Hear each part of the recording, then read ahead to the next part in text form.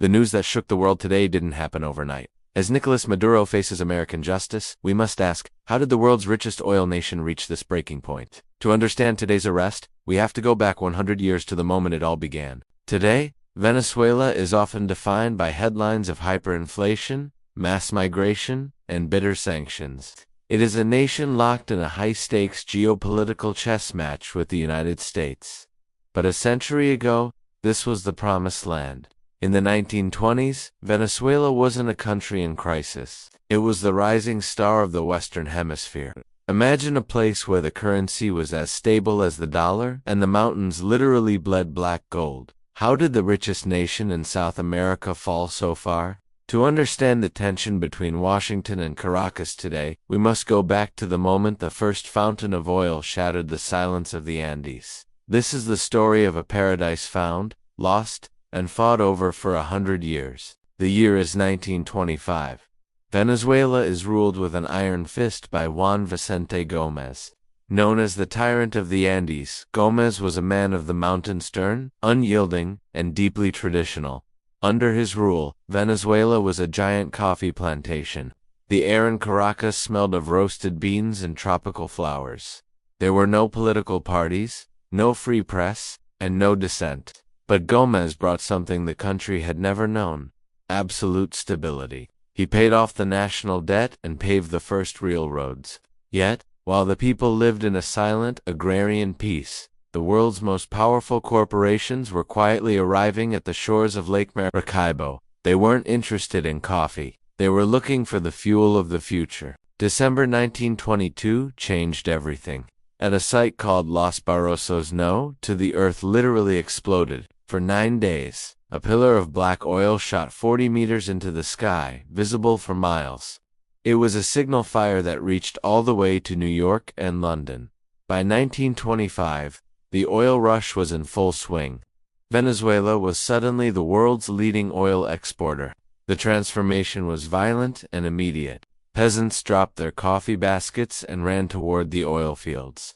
American engineers, British geologists, and fortune seekers flooded the country. The quiet, agrarian life was dead. In its place, a new, volatile relationship with the United States was born, one built on a foundation of oil and mutual dependency that would, decades later, turn into a geopolitical nightmare. By the mid-1920s, a strange phenomenon was occurring deep in the Venezuelan jungle and along the shores of Lake Maracaibo. Little Americas were springing up overnight. These were the oil camp-gated communities built by giants like Standard Oil and Royal Dutch Shell. Inside these fences, life looked like a suburban dream from Ohio or Pennsylvania. There were tennis courts, air-conditioned bungalows, and social clubs where English was the only language spoken. For the local Venezuelans, these camps were a window into a futuristic world they could barely imagine. But this luxury came with a sharp divide.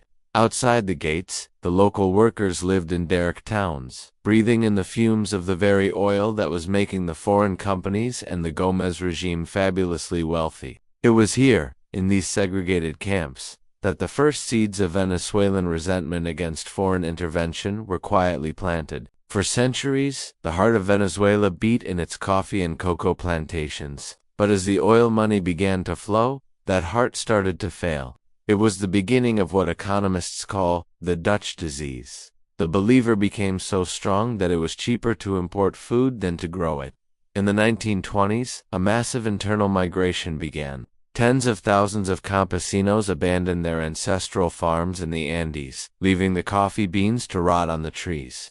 They headed for the oil fields in the growing capital, Caracas, chasing the promise of a steady wage. Agriculture, the foundation of Venezuelan identity for generations, withered away in a matter of years. Venezuela became a nation that lived on a single resource. By 1926, the country was no longer a land of farmers. It had become an oil state, completely dependent on the global price of a barrel and the whims of foreign markets. Juan Vicente Gómez may have been a traditional dictator, but he was a genius at corporate diplomacy.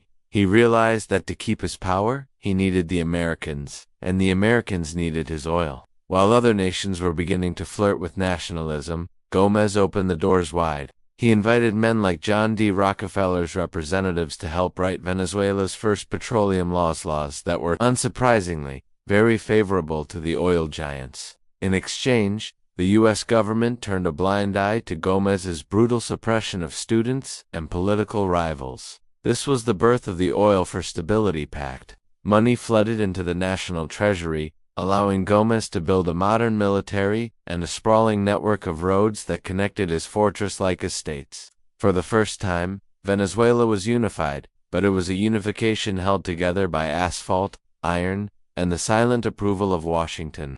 By the late 1920s, the oil wealth began to reshape the face of Caracas.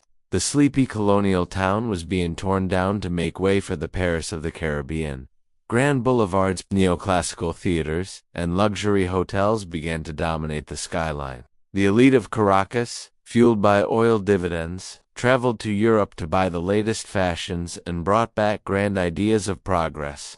They drove the latest Buick and Cadillac models through streets that had only known horse carriages a few years prior, but this glittering facade hid a growing tension. Underneath the jazz music and the sparkling parties, a new generation of university students, the generation of 28, was beginning to whisper the word democracy. They looked at the oil wealth and saw not progress, but a nation selling its soul to foreign interests, while the majority remained in the shadows. By 1940, the world was on fire.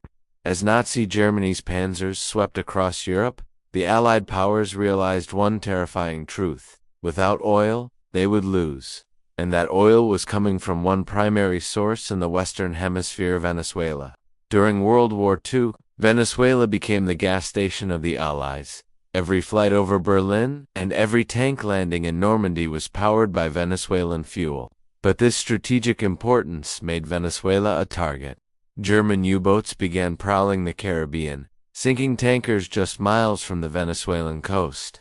This was the moment the relationship with the United States shifted from purely corporate to high-stakes national security.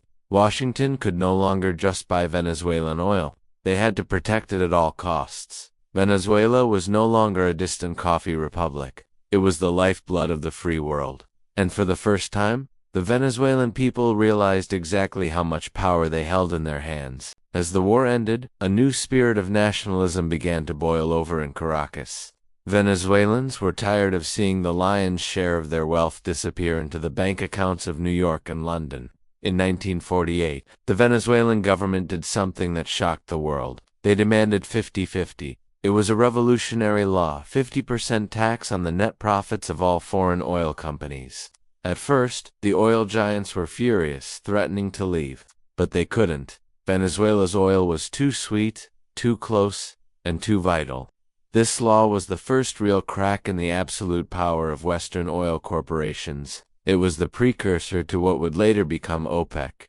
For a brief moment, Venezuela was the global leader of the developing world, proving that a sovereign nation could stand up to the giants. But this victory came with a price. It set the stage for decades of political instability, coups, and a growing suspicion in Washington that Venezuela was becoming a problem child that needed to be controlled. By the 1950s, Venezuela was no longer just a promising nation, it was a global powerhouse. Under the military rule of Marcos Pérez Jiménez, the country embarked on a construction frenzy that rivaled ancient Rome. With oil prices soaring, Pérez Jiménez wanted to turn Caracas into the most futuristic city on the planet. He built the El Helicoide, a massive drive-in mall that looked like it belonged in a sci-fi movie, and highways that carved through the Andes like ribbons of steel. During this era, Venezuela's GDP per capita was higher than that of Spain, Israel, and even West Germany. European immigrants, Italians, Portuguese, and Spaniards flooded in by the thousands, seeking a piece of the Venezuelan dream. To the outside world, Venezuela was the shining example of what oil could achieve. But behind the marble facades, the tyrant of progress was crushing his people's freedom. The country was becoming a golden cage, rich, beautiful, but silent. In 1960, a quiet Venezuelan lawyer named Juan Pablo Pérez Alfonso did something that would change the world's balance of power forever. He realized that as long as oil companies played nations against each other, the producers would always lose. So, he reached out to the Middle East. Along with Saudi Arabia, Iran, Iraq, and Kuwait. Venezuela founded OPEC. It was a declaration of independence for oil-producing nations. By the 1970s, during the global oil crisis, Venezuela was richer than anyone had ever imagined. They called it Saudi Venezuela, the national airline. Viasa flew the Concorde to Paris just so the Caracas elite could go shopping for the weekend. In 1976, Venezuela officially nationalized its oil, taking the keys back from the Americans.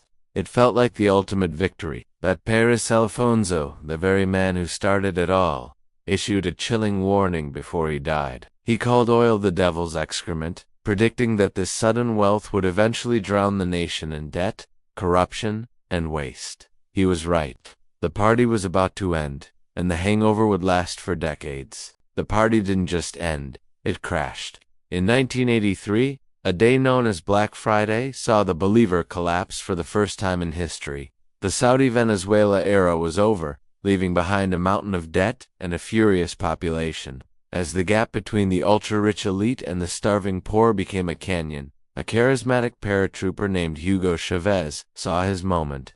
He promised to take the oil back for the people and to end the Yankee imperialism that he claimed was draining the nation. When he took power in 1999, he didn't just change the government.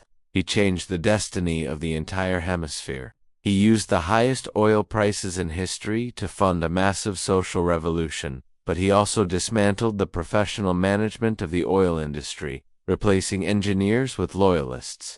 The devil's excrement was now being used as a political weapon, and Washington was watching with growing alarm.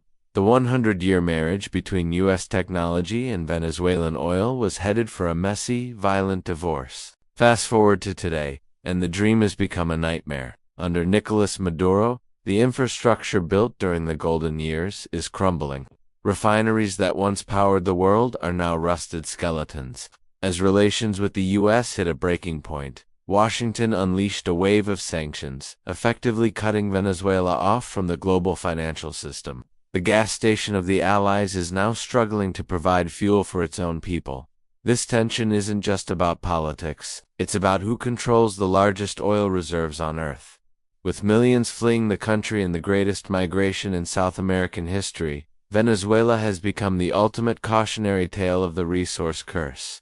The U.S. and Venezuela are no longer partners in progress. They are locked in a cold war of energy, where the people of the Andes pay the highest price. A century ago, Venezuela was a silent land of coffee and dreams. Today, it is a nation scarred by the very resource that was supposed to save it. The story of Venezuela is a reminder that wealth without wisdom is a trap. As the U.S. and Venezuela continue their dangerous standoff, the world watches, wondering if the oil era will end where it began, in the deep, dark waters of Lake Maracaibo. One thing is certain, the echoes of 1925 still haunt the streets of Caracas, a ghost of a prosperity that once was, and a warning to every nation that builds its future on a single, black drop of oil. Thank you for watching. If you want to understand the forces shaping our world, don't forget to like and subscribe for more deep dives into history.